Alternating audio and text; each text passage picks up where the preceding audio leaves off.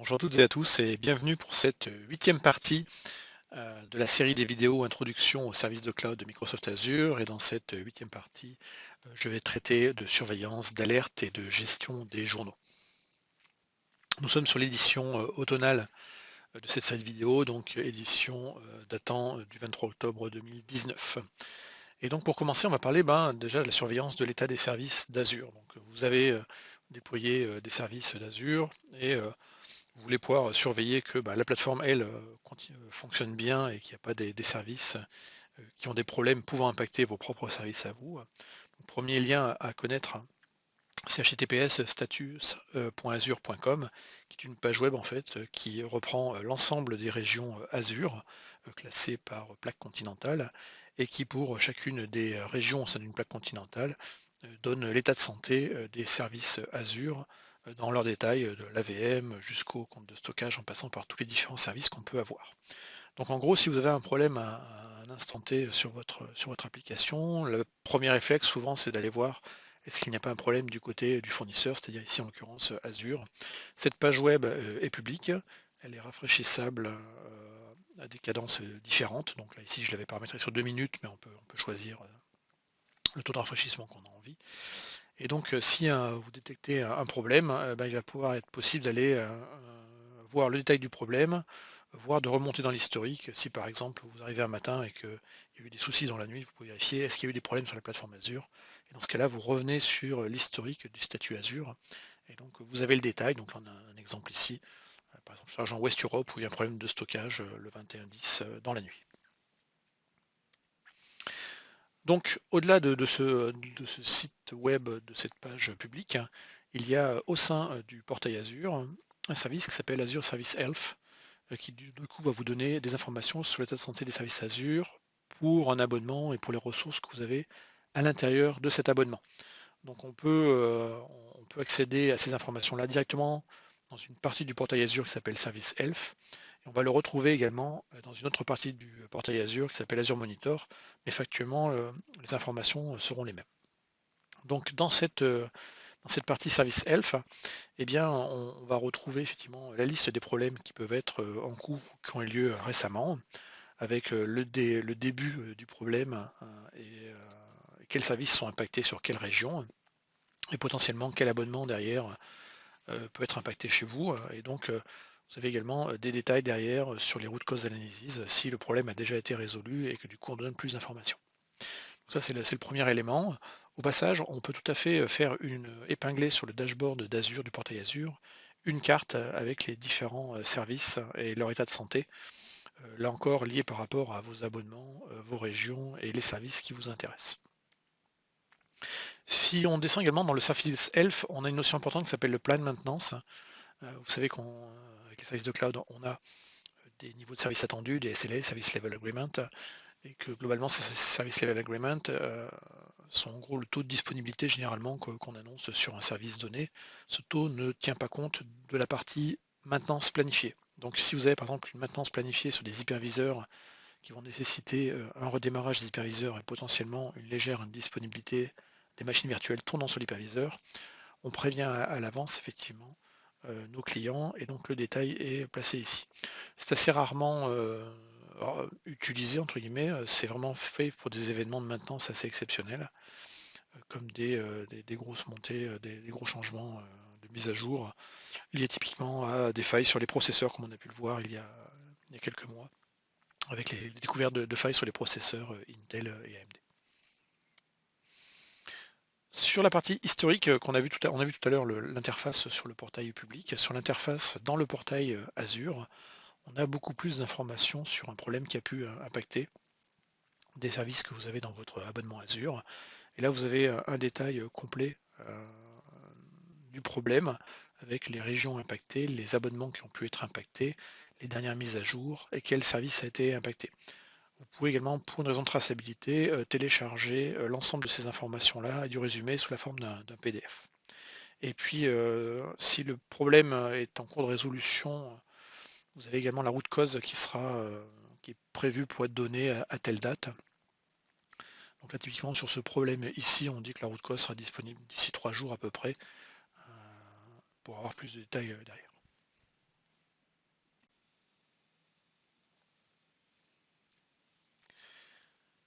Autre partie intéressante de l'interface du portail d'Azure concernant les services ELF, c'est la notion de ressources ELF. Donc là, ça vous permet en fait de sélectionner un abonnement dont vous êtes le propriétaire ou l'administrateur, et certains types de ressources, et de voir de manière relativement rapide si certaines ressources ont des problèmes ou sont impactées par des soucis. Donc là, par exemple, ici, j'ai simplement regardé les ressources dites machines virtuelles de mon abonnement. Et là, je vois que globalement, tout est au vert. J'ai un indicateur bleu sur une machine virtuelle. Alors, je sais d'ailleurs que cette machine virtuelle, en fait, a été simplement arrêtée. Dernier point, si on ne veut pas aller en permanence chercher dans le portail s'il se passe des choses, s'il y a des problèmes ou pas au niveau des services, on peut simplement également se paramétrer des alertes sur les services ELF et dire ben, je veux monitorer l'état de santé de ce service Azure et le jour où il y a un problème, je veux être alerté. Donc là, on va passer par les mécanismes d'alerte tout à fait classiques d'Azure Monitor. On en parlera plus tard à la fin de cette vidéo, mais globalement, on sélectionne la cible donc à surveiller. Ici, donc, on va prendre un abonnement. Là, j'ai pris l'ensemble des services Azure. Ensuite, on sélectionne les régions, les critères pour générer d'événements qui vont générer l'alerte. Donc, si c'est un warning, c'est peut-être pas nécessaire de se faire alerter. Si c'est un problème plus important, donc de type critique, là, ça peut être important de se faire notifier. Et ensuite, on choisit les actions qu'on va déclencher derrière. Est-ce que c'est des actions de notification? Est-ce que c'est l'écriture d'un ticket dans un outil de ticketing, etc.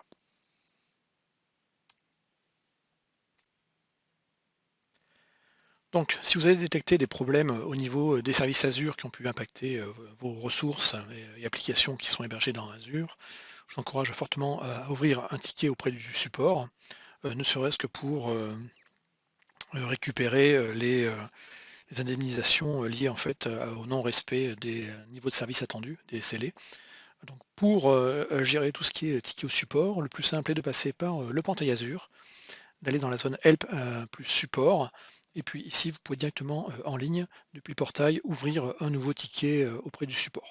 C'est également dans cette zone-là qu'on a des liens directement vers la documentation Azure, vers tout ce qui est facturation, vers les plans de support que vous allez lier à votre abonnement, et puis vers différentes communautés qui peuvent également vous aider à trouver des solutions à vos problèmes.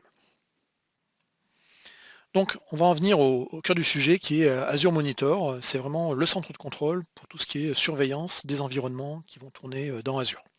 Donc de l'ensemble des ressources, de vos applications, etc. Donc Azure Monitor est un surensemble finalement qui va permettre la surveillance et la visualisation des métriques. Donc métriques provenant des différentes ressources que l'on peut instancier dans Azure. Ressources pourront être des machines virtuelles, du stockage, des bases de données managées. Enfin, en gros, tous les services qui sont dans Azure exposent des métriques. Deuxième chose importante qu'on va trouver dans Azure Monitor, tout ce qui est journaux d'activité de l'abonnement Azure.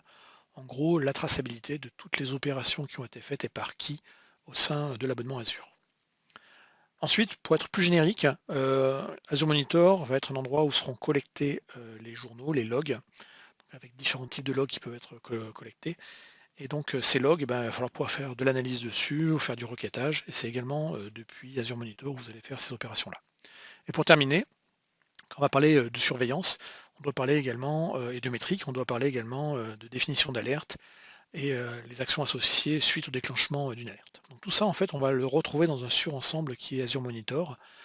Et donc, si vous cherchez Monitor dans le portail Azure, vous allez retrouver ce surensemble ici qui s'appelle le Monitor Overview et à l'intérieur duquel on va retrouver l'ensemble des informations dont je vous ai parlé tout à l'heure. Alors, ce qui est important de voir finalement, c'est d'où viennent quelles sont les sources de données que Azure Monitor va exploiter et où est-ce qu'il va les stocker. Donc, on va partir du bas vers le haut. Ici, donc on va avoir un ensemble de sources de données qui proviennent d'Azure. Donc, on va parler ici de la partie Azure Tenant, donc l'Azure Active Directory. On aura des informations au niveau de l'abonnement Azure, le subscription, et puis des informations de monitoring au niveau des ressources Azure en tant que telles. Ensuite, on continue à monter dans les couches. On va arriver au niveau des systèmes d'exploitation si on parle de machines virtuelles, puis l'application, puis des données tierces. Et là, pour le coup, donc les trois sources de données qui sont ici en haut, Custom Source, Application et Guest Operating System, peuvent provenir soit de ressources qui sont dans Azure, soit des ressources qui viennent d'autres fournisseurs de cloud, soit des ressources qui proviennent d'un système d'information qui est hébergé sur site dans un data center. Donc on voit déjà que Azure Monitor, enfin ça s'appelle Azure Monitor, mais potentiellement une partie des informations qui sont collectées et retraitées peuvent provenir d'un environnement qui est hors de Azure. Pour simplifier, on va dire que l'ensemble de ces informations-là, de ces sources de données, vont émettre deux types d'informations, soit des métriques, donc de la métrologie basée sur des compteurs de performance, soit des événements qui seront logués dans des journaux d'événements, des journaux de log. Donc rentrons maintenant dans le détail. On va commencer au niveau le plus bas, donc l'activité qu'on va avoir sur le tenant Azure. Donc en gros, l'Azure Active Directory. Un tenant est un Azure Active Directory. Donc on va pouvoir envoyer les données de log dans 4 endroits différents pour traitement. Donc premier endroit où on peut envoyer des données, c'est directement dans ce qu'on appelle Log Analytics. On le verra un peu plus tard, mais retenez simplement que c'est un puits de log dans lequel on va déverser différents types de logs, dont les logs d'Azure Active Directory. On peut également envoyer ça dans la zone Audit Log, qui elle est très spécifique au portail Azure, on va le voir juste après. On peut mettre également les logs sur un compte de stockage pour un traitement ultérieur.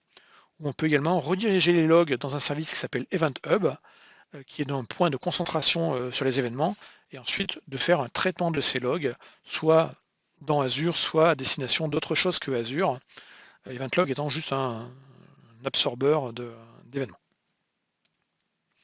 Donc si on prend l'Azure Active Directory, qu'on va dans la console Azure sur la partie spécifique à Azure Active Directory, on va voir ici déjà qu'on a deux types d'activités qu'on peut visualiser. Donc le premier, c'est l'activité de sign-in, donc en fait d'authentification et de connexion des utilisateurs. Donc on peut ici rapidement définir les spécificités de sa requête en disant depuis combien de temps on veut les informations, est-ce qu'on montre les connexions en heure locale ou en heure par rapport à un fuseau horaire.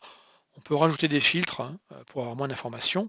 Et donc ici, par exemple, on a un exemple très simple où on voit l'ensemble des activités et des personnes qui sont connectées depuis où, avec ou pas le conditional access. On peut tout à fait exporter ces données ou télécharger le tout sous la forme d'un fichier CSV. Donc là, on a vraiment une visualisation assez rapidement de ces informations-là, avec le choix de colonne si on veut un peu plus d'informations derrière. Deuxième type de journaux qu'on peut visualiser directement depuis le portail Azure dans la zone Azure Active Directory, c'est de voir finalement les journaux d'audit, c'est-à-dire les opérations de management qui ont pu être faites sur la partie Azure AD, de management ou les opérations sur les objets Azure Active Directory, pour faire plus simple. Donc là, on voit ici un cas très simple, qu'il y a eu une réinitialisation du mot de passe en mode self-service, qu'il y a eu un changement du mot de passe, et d'autres opérations. Là encore, ici, l'exemple est très simple, mais vous avez compris que là encore, vous pouvez définir votre requête en sélectionnant les bonnes options en haut du tableau ici. Et donc là, vous avez une vue finalement des opérations qui ont eu lieu sur les objets Azure Active Directory. Alors, Azure Active Directory peut également envoyer ces informations dans ce fameux puits de log qui s'appelle Azure Log Analytics ou Azure Monitor Logs, les deux noms sont valables. Et donc l'idée en fait c'est que les informations qu'on a visualisées juste au préalable dans le portail, en fait il y a beaucoup plus d'informations disponibles. Et puis on a envie de corréler en fait ces informations avec des événements qui ont lieu sur des ressources Azure telles que des machines virtuelles, des bases de données managées, des web apps ou des containers. Donc l'idée en fait c'est de pouvoir faire des requêtes qui vont être corrélées avec d'autres logs, d'où l'intérêt d'envoyer l'ensemble des logs dans ce fameux puits de logs, et ensuite de pouvoir faire des requêtes qui vont permettre de corréler finalement ces informations. Donc on va pouvoir par exemple comparer des journaux de connexion Azure Active Directory aux journaux de sécurité qui sont publiés dans Azure Security Center. On peut également voir les problèmes de performance en vérifiant effectivement les journaux d'authentification avec les performances qui proviennent d'Application Insight qui lui sert à mesurer les performances intra-application.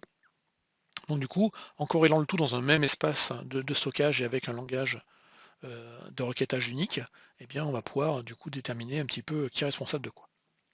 Alors si on veut pouvoir activer justement ces fameux logs d'Azure AD pour les envoyer à destination d'un puits de log tel que Azure Log Analytics, eh bien on va aller dans la partie Diagnostic Settings dans le portail Azure dans la zone Azure Active Directory. Et on va cliquer sur Add Diagnostic Settings. Et là on va choisir ici où est-ce qu'on veut archiver. Donc comme je vous l'ai dit tout à l'heure, on peut envoyer les logs directement dans un compte de stockage. On peut les envoyer dans un Event Hub, les streamer vers un Event Hub qui lui après va les envoyer peut-être ailleurs. Et on peut les envoyer dans ce fameux puits de log qui s'appelle ici un Log Analytics.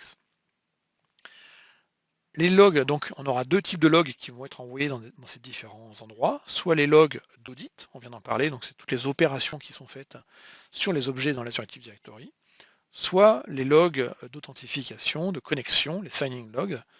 Attention, si vous voulez mettre dans le puits de log ou externaliser ces fameuses informations-là, il vous faut donc une licence Azure Premium 1 ou Premium 2. On a vu le niveau le plus bas qui est la partie identité, donc vraiment le plus grand, le surensemble qui est le tenant. Maintenant, pour chacun des abonnements Azure qui sont dans un tenant, on va pouvoir également récupérer des informations, et ces informations, là encore, les ventiler dans différents systèmes en fonction de la manière dont on veut les traiter. Donc, deux types d'informations sont disponibles au niveau d'un abonnement Azure, soit les journaux d'activité, donc en gros, quelle opération a été faite sur quelles ressources et par qui au sein de l'abonnement Azure. Et ces informations-là, on va les envoyer là encore, soit dans un puits de log Analytics, soit dans un compte de stockage Azure, soit dans Event Hub, et après, Event Hub va l'envoyer potentiellement ailleurs. Il y a un quatrième endroit où on va pouvoir voir ces journaux d'activité, on le verra, ce sera directement dans le portail Azure, où là, en fait, sans rien paramétrer, de base, on aura toujours cette information-là disponible dans le portail Azure. Et puis, on a un deuxième type d'éléments d'information qui sont intéressants quand on surveille un abonnement Azure, ce qu'on appelle les services Health, on en a parlé tout à l'heure. C'est en gros l'état de santé des services Azure liés aux ressources Azure que j'ai dans mon abonnement. Donc, si on reprend l'activité dans un abonnement Azure, si on sélectionne, on est dans la zone monitoring d'Azure et qu'on prend activité log, et bien ici on va voir l'ensemble des opérations qui sont faites sur des ressources Azure au sein de l'abonnement. On voit le statut de retour, quand a eu lieu l'événement, le timestamp, sur quel abonnement, quand on a plusieurs abonnements, là encore on a une vue qui est centralisée, et par qui a été initialisé l'événement. Est-ce que c'est par un service, est-ce que c'est par un humain? Là encore, ça permet d'avoir toutes les informations qui vont bien. Là encore, on peut filtrer très rapidement ces informations-là qui peuvent être assez riches quand on a beaucoup de ressources, simplement en sélectionnant les management groups, l'abonnement, le timestamp, etc. Donc on peut enregistrer des filtres là-dessus et on peut exporter le tout après, le télécharger en CSV ou l'exporter vers le fameux Event Hub. Si on le prend, on choisit exporter vers Event Hub, en fait le bouton n'est pas forcément très bien parce que le bouton devrait s'appeler plutôt export, parce qu'on voit que les options proposées sont soit l'option d'export vers un compte de stockage. Donc là, on prend l'ensemble des journaux d'activité de l'abonnement Azure et on les stocke dans un compte de stockage pour traitement ultérieur. Là encore, on peut choisir la rétention, ou on peut également l'envoyer cette fois-ci vers un Event Hub. Ensuite, on continue de monter dans les couches en termes de surveillance, et là, on va vraiment parler des ressources Azure. Donc là, ressources Azure, soit c'est des ressources de type infrastructure as a service, du stockage, de l'AVM, du réseau, soit des ressources de type plateforme as a service, une web app, une base de données managée, un Databricks, enfin voilà, des services où il y a un petit peu moins de choses à faire côté infrastructure, mais qui néanmoins vont générer, comme les ressources d'infrastructure, des journaux des journaux sur l'activité et les opérations faites sur l'objet, et puis également des métriques, des compteurs de performance. Donc la partie journaux d'activité sur qu'est-ce qui a été fait sur quelles ressources en termes d'opération, un changement de configuration, une création, une suppression, tout ça en fait va être envoyé soit dans le puits de log, là encore, Log Analytics, soit dans un compte de stockage, soit dans l'Event Hub, là encore pour traitement ultérieur.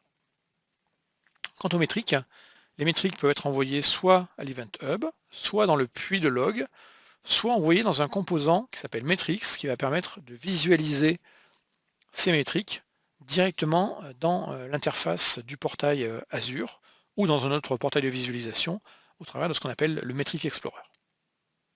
Donc les métriques, pour revenir dessus, finalement, c'est quoi? C'est simplement des valeurs numériques qui vont définir différents aspects d'un système à un moment particulier. Prenons un cas simple, sur une machine virtuelle, on peut avoir des métriques qui vont, par exemple, toucher les 4 sous-systèmes principaux d'une machine virtuelle, donc des métriques sur la consommation CPU, des métriques sur la consommation mémoire, des métriques sur l'utilisation du réseau, ou des métriques sur le nombre d'opérations qui sont faites sur le disque dur. Les métriques sont collectées à intervalles réguliers, donc des intervalles qui sont assez courts, mais sont néanmoins réguliers. et donc on va pouvoir travailler et utiliser ces métriques, par exemple, pour déclencher des alertes ou actions. Un exemple simple qu'on verra plus tard, on pourrait dire je veux déclencher une notification quand la métrique CPU de ma machine virtuelle dépasse 80% pendant 15 minutes. Et donc on va pouvoir interagir avec ces métriques, alors soit directement via le portail Azure, donc on a des interfaces pour ça, soit via l'API Azure Monitor, on en parlera un petit peu plus tard dans la partie visualisation. Donc pour interagir avec les métriques d'Azure Monitor, on est dans l'interface d'Azure Monitor, on vient ici sur la partie métrique, on sélectionne sa ressource. Donc ici, on va avoir une sélection plus ou moins fine en fonction de ses besoins. Donc on peut sélectionner l'abonnement, le ressource groupe, le type de ressource, et après on peut aller granulièrement dire, dans cet exemple ici, je veux prendre une machine virtuelle qui est dans le ressource groupe RGDC USA. Une fois qu'on a sélectionné sa ressource, on va choisir le métrique namespace qui nous intéresse. Donc au départ, par exemple, sur une machine virtuelle, on a un seul métrique namespace qui va donner en gros des métriques telles que vues par l'hyperviseur. Donc dans Azure, toutes les VM tournent sur de l'hyper-V.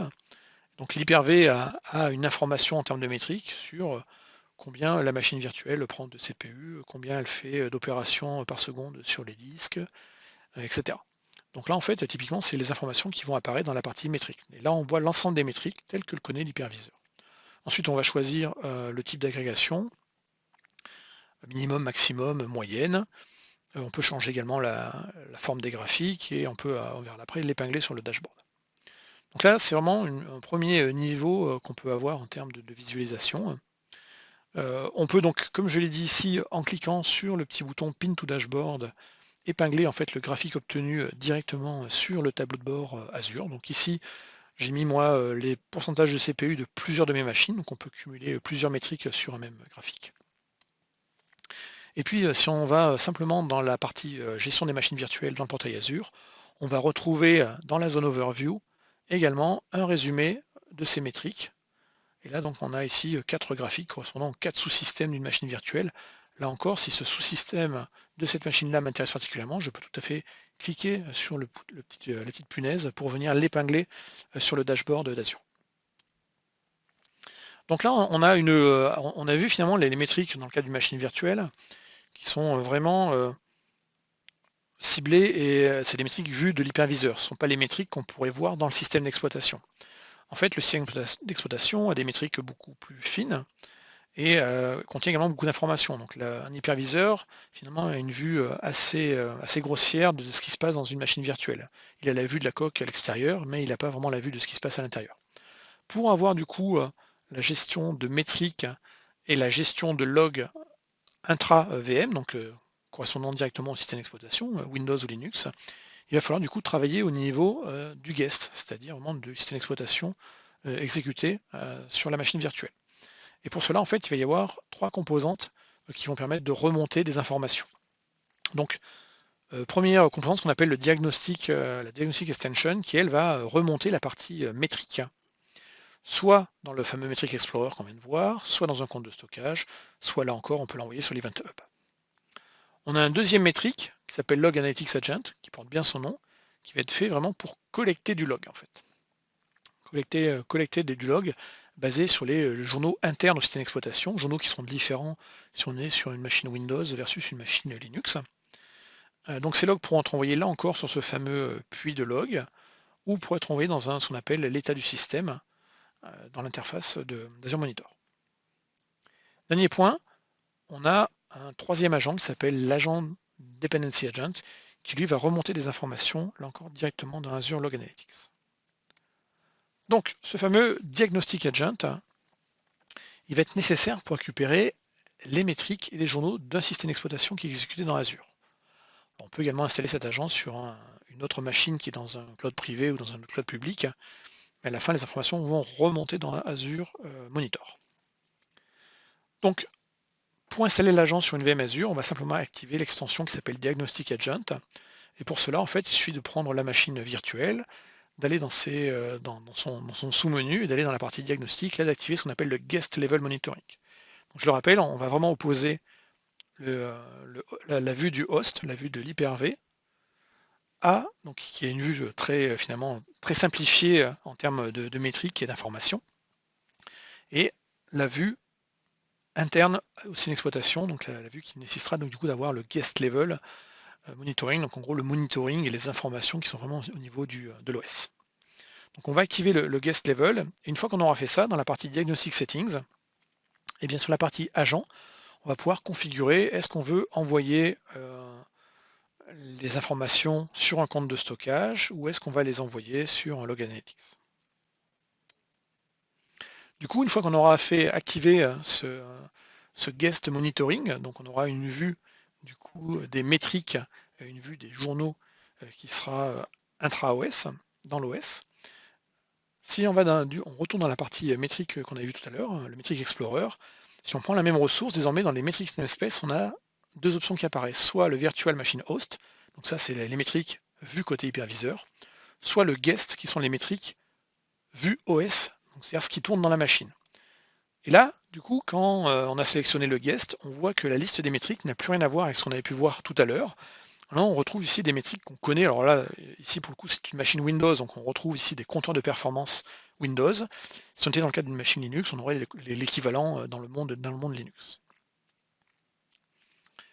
Donc, là, ici, on parlait des métriques. On a un agent qui s'appelle le MMA, le Microsoft Monitoring Agent, qui va être en charge de collecter les journaux et les métriques. Et lui, il va les envoyer en fait au puits de log, au Workspace Log Analytics. Donc, quand on est sur du machine Windows, en fait, cet agent de collecte est un agent System Center Operation Management, pour faire simple, mais il est un petit peu tuné, mais c'est ça. Et pour les OS Linux, cet agent techniquement sera un agent basé sur FluentD. Les données du coup vont être ingérées et après requêtables via Azure Monitor Logs. Donc en gros, cet agent, il est en charge de collecter la partie journalisation et la partie métrique sur le système d'exploitation, et ensuite il envoie via du HTTPS ces informations à la plateforme Azure sur le service qui s'appelle Azure Monitor Logs, et donc il envoie l'ensemble des données dans le puits de log. Et ensuite ces données, donc elles sont ingérées, dans le sens où elles vont être classées, décortiquées. Donc les logs vont être retraités par rapport à des schémas, ce qui permettra après de faire du requêtage. Donc en gros, les logs sont transformés en objets de base de données pour faire simple. Troisième agent qu'on va avoir sur les systèmes d'exploitation quand on veut vraiment remonter des choses détaillées, l'agent de dépendance qui provient à l'origine d'une solution qui s'appelait ServiceMap, qui permettait en gros de cartographier les dépendances applicatives entre différents systèmes. Et cet agent, en fait, il s'intègre à Log Analytics, il s'installe juste à côté, en side-by-side, et lui, il va en fait chercher des données sur les processus en cours d'exécution et les dépendances avec des processus externes. Donc c'est lui qui va déterminer qu'un processus, par exemple, va parler en termes de réseau avec une autre machine sur le réseau, ou que tel processus, en fait, consomme tant de CPU, etc. Les données collectées, là encore, elles seront envoyées dans le même endroit qui est le Workspace Log Analytics. Donc pour activer cette partie gestion des dépendances et des logs, eh bien, on va aller sur la partie dans la machine virtuelle, sélectionner Insight, l'activer. Donc là, on va vous demander de choisir un puits de log.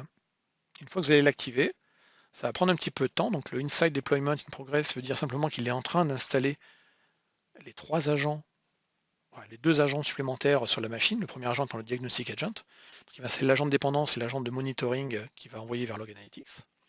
Une fois que ce sera disponible, et bien à ce moment-là, on va avoir une vue consolidée et un peu plus analytique de la machine avec ses performances, avec une vue sur son stockage, avec une vue sur son CPU, etc. Et sur cette machine-là, on va également avoir la notion de map, de cartographie, et de savoir en fait combien elle reçoit de connexions, vers combien de processus, ces processus vont aller se connecter vers quelle machine, etc. Et là, on a beaucoup plus d'informations, on peut aller granulairement à l'intérieur. Et ça va permettre de cartographier également la liaison des applications de cette machine avec potentiellement d'autres machines. Côté code applicatif, la surveillance des applications elle va être faite avec un autre composant qui s'appelle Application Insight. Donc c'est en général un composant que les développeurs vont utiliser et vont intégrer dans leur code applicatif. Et ça va permettre en fait d'instrumentaliser et d'avoir de la télémétrie sur l'application en tant que telle. Du coup, ça peut même aller jusqu'à remonter presque des données business internes à l'application. Mais l'idée vraiment c'est que l'application développée par le client ou le partenaire et ses propres métriques qui permettent après de voir en gros si l'usage est bon ou pas de l'application sur telle ou telle fonctionnalité. D'accord. Donc Application Insight, c'est vraiment, il y a vraiment un SDK qu'on va utiliser et une API qu'on va consommer donc pour envoyer ces informations. Et donc ça marche sur une variété de plateformes, parce que finalement on peut accéder à l'Application Insight quasiment sur n'importe quel type d'application, quel que soit l'endroit où elle est hébergée, web app, Kubernetes ou autre. Donc l'application, quand on va utiliser le monitoring avec l'Application Insight, l'application n'a pas besoin d'être dans Azure. Elle peut être dans Azure, c'est bien, mais on peut tout à fait avoir une application qui a été où le SDK d'Application Insight a été utilisé pour faire justement de la métrologie interne à l'application. Et cette application peut tourner sur une autre infrastructure, soit un autre cloud public, soit un data center sur site. Et donc globalement, ce code applicatif va remonter finalement de deux éléments d'information, soit des éléments de disponibilité. Donc l'Application Insight peut mesurer la disponibilité de tel ou tel composant d'une application avec des tests de disponibilité, avec des informations qui vont revenir soit là encore dans Log Analytics, soit dans un compte de stockage. Et puis la partie vraiment instrumentation du code, où là on va pouvoir remonter les métriques, les logs, soit dans le Metric Explorer comme d'habitude, soit dans Log Analytics. Et puis là, soit Application Insight qui est un menu en tant que tel, différent, qui permet d'avoir des ajours un peu particuliers.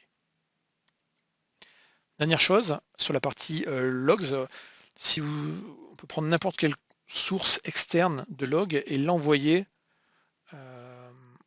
soit vers Log Analytics, soit vers les Metric Explorer, pour peu qu'on utilise les API et le SDK qui est documenté. Du coup, je parle beaucoup de Log Analytics depuis tout à l'heure. Donc Log Analytics, ça devient aujourd'hui une pierre angulaire de la partie surveillance des ressources dans Azure, mais pas que. Donc c'est un service en fait qui est basiquement ni plus ni moins qu'un puits de log sur lequel en fait on va pouvoir faire des requêtes pour chercher de l'information. Donc l'ancien nom ou le nom qu'on peut encore voir dans cette littérature, c'est Azure Log Analytics. On le trouve également normalement désormais depuis février 2019, tout le monde devrait dire Azure Monitor Logs, mais les habitudes étant, vous aurez probablement un mix des deux dans la conversation. Donc ça permet de faire de quoi? Donc de faire de la recherche et de l'investigation. Là encore, si on corrèle l'ensemble des journaux et des informations dans un endroit unique et qu'on a un système de requêtage, on va pouvoir du coup chercher dans des dates données des suites d'événements qui peuvent avoir lieu sur des systèmes qui sont distribués. On va pouvoir générer également des tableaux de bord personnalisés, suivre les changements qui peuvent avoir lieu au sein d'un système, éventuellement analyser des causes de problèmes en déterminant quel est le début du problème et comment ça s'enchaîner après derrière. Donc, pour alimenter ce puits de log, finalement, on a trois sources, trois points d'entrée pour alimenter ce puits de log. Le premier, c'est d'avoir des agents installés dans des machines virtuelles. J'en ai parlé tout à l'heure, le agent MMA, le Microsoft Monitoring Agent, typiquement est ce type d'agent, donc il s'installera soit sur du Windows, soit sur du Linux, et il va prendre des logs de l'OS plus des métriques et les envoyer dans ce puits de log. Cloud, c'est au sens large, la plupart aujourd'hui des services dans Azure permettent d'envoyer les informations dans ce puits de log. On va prendre un exemple simple, les Network Security Group, donc qui sont les règles de sécurité qui vont s'appliquer sur des subnets ou sur des cartes réseau, eh bien, vont générer des logs. Il y aura des logs d'activité sur en gros les paquets acceptés, les paquets refusés. Ces logs peuvent être envoyés directement dans Azure Log Analytics. On l'a vu tout à l'heure, Azure Active Directory, toute la partie tenant, que ce soit la partie journalisation des authentifications, des connexions, et puis globalement audit, on peut les envoyer dans le workspace. L'activité également de l'abonnement Azure, on peut l'envoyer dans le workspace. Une base de données managée, on peut envoyer des logs d'activité dans le workspace. En gros, tous les services de cloud de Microsoft aujourd'hui permettent d'envoyer ces informations dans la partie Azure Log Analytics. Et ce puits de log, en fait, s'appelle dans la terminologie un workspace. Et puis également, le service expose une API qui permet du coup, directement, si on a une application externe, d'envoyer en fait des données via cette API. Il y a également une autre API qui permet de consulter, mais globalement, des API sont exposées pour l'ingestion de données ou pour après le requêtage, la consultation des données qui sont dans le workspace. Du coup, avec cette masse d'informations qui va venir de différentes sources, eh bien l'idée derrière, ça va être de pouvoir faire du requêtage, de faire des exports des données qui nous intéressent, éventuellement d'exposer des API pour aller réexposer avec d'autres visualisations le contenu de ce puits de log. Donc de rassembler en un point central l'ensemble des informations liées à la journalisation, voire les métriques de ressources qui vont tourner dans Azure et pas que. Donc les sources de données, comme je l'ai dit, elles sont très multiples. Ça peut être des machines virtuelles, ça peut être un System Center Operation Manager qui tourne dans un environnement sur site. Ça peut être directement des données envoyées par un data collector via l'API. Ça peut être un Logstash qui lui du coup va réexporter l'ensemble de ces contenus vers Azure Log Analytics. Ça peut être des services SaaS comme Office 365 ou Application Insight qui eux-mêmes vont déverser leur information dans ce puits de log. Mais ça peut être après différents types de journaux métriques. Ça peut être des syslogs provenant de différents systèmes, ça peut être des logs de firewall, ça peut être des fichiers en JSON, ça peut être des logs de 2IS, ça peut être des journaux de performance de Windows. Vous voyez, aujourd'hui c'est assez large. Et quand on n'a pas quand notre type de log n'est pas listé là-dedans, et ben, il y a une API qui décrit comment envoyer ses propres logs. Du coup, quand on a toute cette masse d'informations, ça peut être un peu délicat dans un premier temps de savoir bien chercher dessus sur ces logs. Et donc on a des packs de solutions qui ont pour objectif de faciliter, de faire sortir la valeur finalement d'un ensemble de données qui peuvent être finalement difficiles à cruncher. Donc on a quelques packs de solutions qui existent. Donc quand on prend l'interface d'Azure et qu'on va dans la partie Log Analytics Workspace, on verra une zone qui s'appelle Solutions et différentes solutions qui sont disponibles. Donc j'en montre ici quelques exemples. Donc là c'est un pack de solutions qui va prendre l'ensemble des journaux envoyés par un Windows, des contrôleurs de domaine Active Directory. Et donc en fait il va analyser ces journaux et en ressortir quelque chose qui est intelligible. Donc là par exemple ici, il va faire tout un ensemble de tests. Et en gros, il va dire si les tests sont passés ou pas par rapport à des bonnes pratiques. Donc dans cet exemple ici, par exemple, on voit qu'en termes de sécurité compliance, il y a 18 tests qui sont passés, il y en a un qui a échoué, et qui dit, et donc le message en fait dit en termes de sécurité, c'est pas terrible, il y a un système qui n'est pas à jour. Ensuite, sur la partie disponibilité et continuité de l'application, là on voit qu'il y a des recommandations qui sont un petit peu moins importantes. Ils disent on pourrait faire ça pour améliorer un petit peu. Voilà. Donc là c'est un exemple. Mais finalement, ça revient à engager un spécialiste Azure Active Directory qui prendrait l'ensemble des logs des différents contrôleurs de domaine, les journaux de performance, et puis qui analyserait tout ça, et puis qui à la fin dirait, ben voilà, par rapport aux bonnes pratiques, et par rapport à X tests, donc en l'occurrence ici on en aurait 13, 85, 87, 88, 95, on a 105 tests ici qui sont effectués, et ben en gros là c'est fait de manière complètement automatisée versus avoir quelqu'un qui aurait une checklist avec 105 tests et qui vérifierait à la main les X journaux et qui ferait la corrélation de l'information. Si on prend le détail ici, donc si on prend la ligne qui était pondérée avec une note de 15.6 sur la partie sécurité, si on ouvre le détail ici, ben là il y a écrit effectivement qu'il y a un système d'exploitation qui n'a pas vérifié et installé de mise à jour depuis 60 jours, ce qui normalement est pas terrible. Et là on vous donne également, on vous dit il y a un risque derrière, parce que potentiellement la perte d'une infrastructure Active Directory peut compromettre pas mal de choses dans une infrastructure d'entreprise. Donc voilà, vous avez du détail derrière, puis on vous dit quel est l'objet affecté, ici c'était une de mes machines virtuelles. Pareil, en corrélant l'ensemble des journaux d'événements, on est capable en fait de savoir si une machine est à jour ou pas. Donc là par exemple ici, je vois que sur mes ordinateurs Windows, il manque des correctifs de type Other sur 2 machines, sur les 9 qui sont analysées. Là c'est la machine Windows, si j'avais des machines Linux, j'aurais également les mêmes informations derrière. Je vois également qu'il manque 2 mises à jour en termes d'update de sécurité sur 2 machines. Au passage, au-delà de la visualisation graphique, Azure Log Analytics également envoyer des alertes et dire par rapport en fait à ce que j'ai vu ici, je peux t'envoyer un message qui dit certains ordinateurs n'ont pas certaines mises à jour de sécurité. Donc vous voyez que du coup on a l'information visuellement et on peut se faire alerter en direct et du coup on a le détail derrière après de quelle est la machine Apache par exemple. Pareil, la corrélation de tous ces journaux d'événements provenant des différents systèmes d'exploitation permet de savoir et de gérer le changement qui se passe dans les configurations. Donc, est-ce que des modifications ont eu lieu sur la base de registre, sur les fichiers? Est-ce que des démons Linux ont été arrêtés ou installés ou modifiés? Même chose pour les services Windows. Est-ce qu'il y a des logiciels qui ont été modifiés également? Et ben, tout ça, en fait, on a une traçabilité qui est fait. Et donc, c'est le pack de solutions, en fait, qui fait pour vous le crunching de l'ensemble des données, parce que c'est une base de données, finalement, à la fin, et qui va vous redonner ça de manière un peu plus intelligible. Donc, finalement, on a vu comment collecter des données à plein d'endroits. Donc, on part du tenant, donc de l'Azure Active Directory, dans l'abonnement Azure, dans les ressources Azure, dans le système d'exploitation, dans l'application, voire éventuellement venant de sources tierces.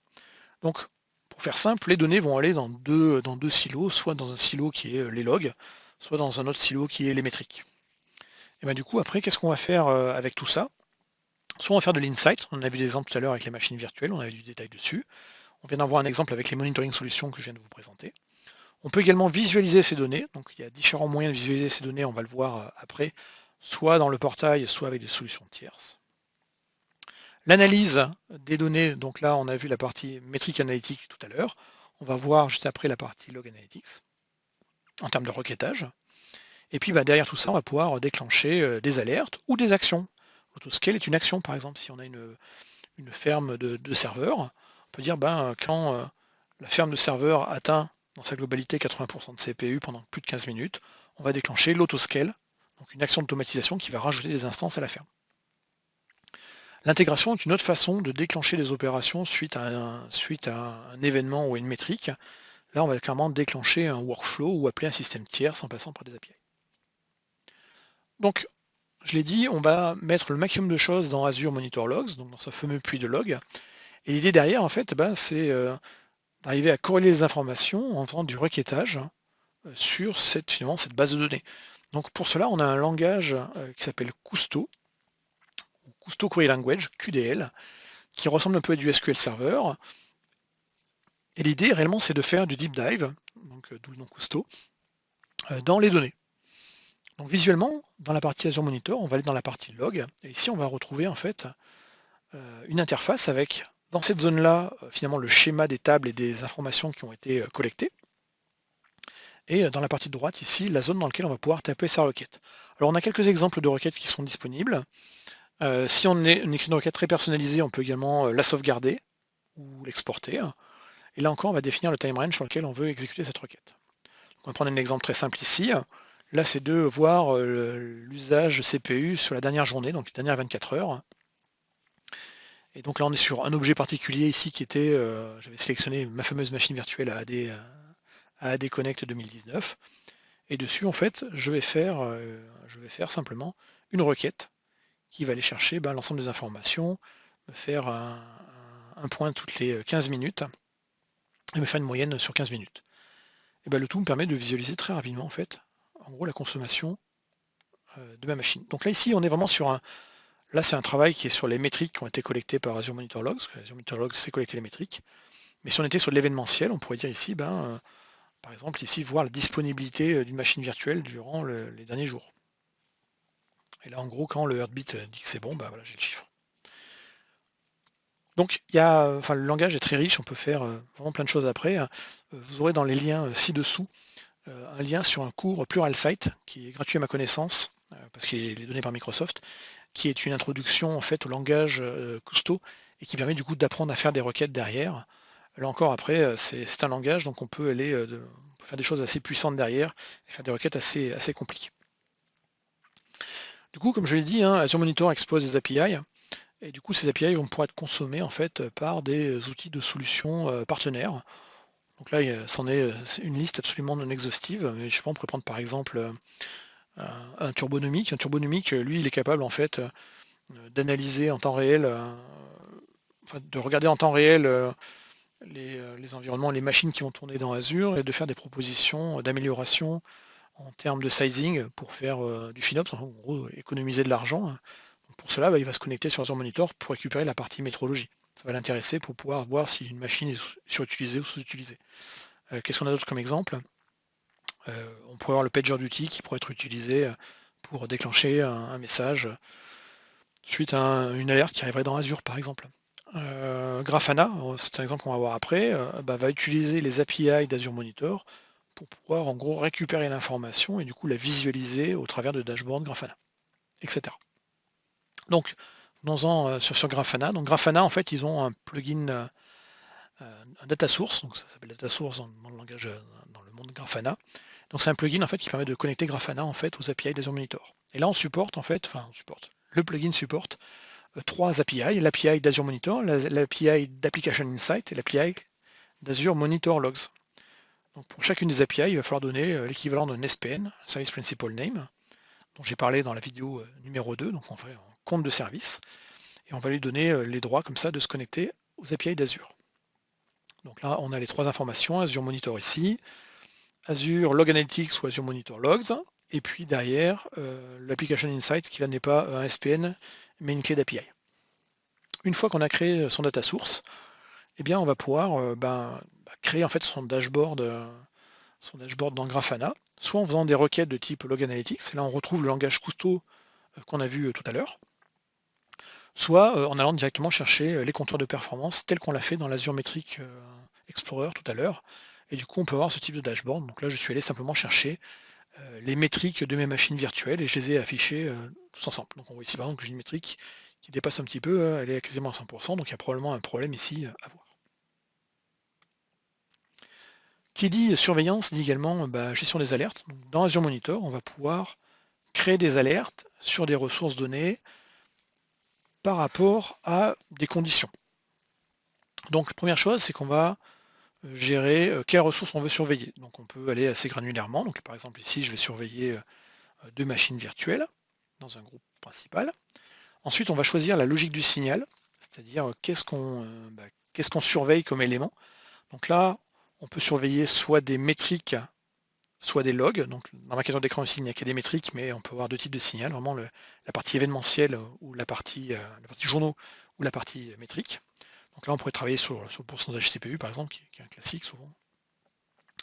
Et donc là, j'ai pris le pourcentage CPU, et là, on a 2 options. Soit on prend une métrique statique, et là, dans ce cas-là, je vais définir mon déclencheur pour cette alerte, dire si le CPU dépasse 80% pendant 15 minutes, alors je déclenche l'alerte.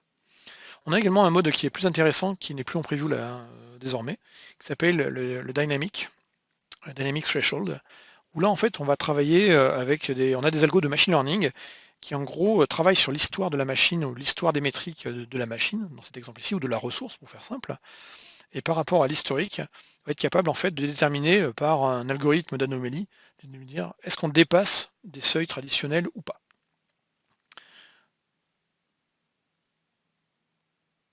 Hop, donc ici, typiquement j'ai activé le Dynamic Preview, et là en fait on voit ici, il me donne l'historique des données. Et sur l'historique, il me montre les zones en rouge qui disent, donc là on est sur une période qui est de la dernière semaine. Et là il me dit, par exemple, sur la dernière semaine, il y a eu globalement, ça se comporte comme ça, et ici il y a eu un pic. Donc ça aurait été détecté comme étant une anomalie en fait, par rapport à l'historique et par rapport aux algorithmes derrière qui sont traités. Mais l'idée là encore, c'est d'être plus fin que simplement en fait se dire quelle valeur je vais mettre, est-ce que je vais mettre 80, est-ce que je vais mettre 85. Si on ne le sait pas, finalement le Dynamic Threshold il est bien meilleur en termes de remontée de choses qui sont anormales par rapport aux valeurs quotidiennes ou permanentes. Une fois qu'on a défini la cible, une fois qu'on a défini les conditions de l'alerte, on va définir les actions qu'on va faire sur l'alerte. Donc les actions vont se faire au travers de ce qu'on appelle des action groups. Et les action groups, en fait, vont être un ensemble d'actions, d'où le nom, action group. Donc on peut avoir des actions de type notification. On peut avoir donc notification, ce sera quoi? Ce sera de l'email, du SMS, un push sur une application mobile ou un appel vocal. Une action peut être également le déclenchement d'une Azure Function. Ça peut être également le déclenchement d'un workflow de type Azure Logic App. Donc Azure Function, Logic App, on est vraiment sur du serverless ici. Ça peut être l'appel d'un webhook pour une notification dans un Slack ou un Teams par exemple. Ça peut être l'appel à un ITSM comme ServiceNow pour ouvrir un ticket directement dans le système ITSM. L'alerte ouvre un ticket à la place d'alerter des gens. Ou l'action peut être également le déclenchement d'un runbook d'automatisation, donc un ensemble de tâches qui ont été préprogrammées pour vous d'ailleurs. Si on regarde dans le détail ici, par exemple pour la partie email, SMS et push oil, on va choisir ici effectivement à qui on va envoyer les alertes ou au propriétaire du ressource d'Azure Resource Manager. On peut envoyer un SMS, on peut notifier une application via app, et puis on peut également avoir un appel vocal qui ne marche actuellement qu'aux États-Unis, mais prochainement ce sera généralisé.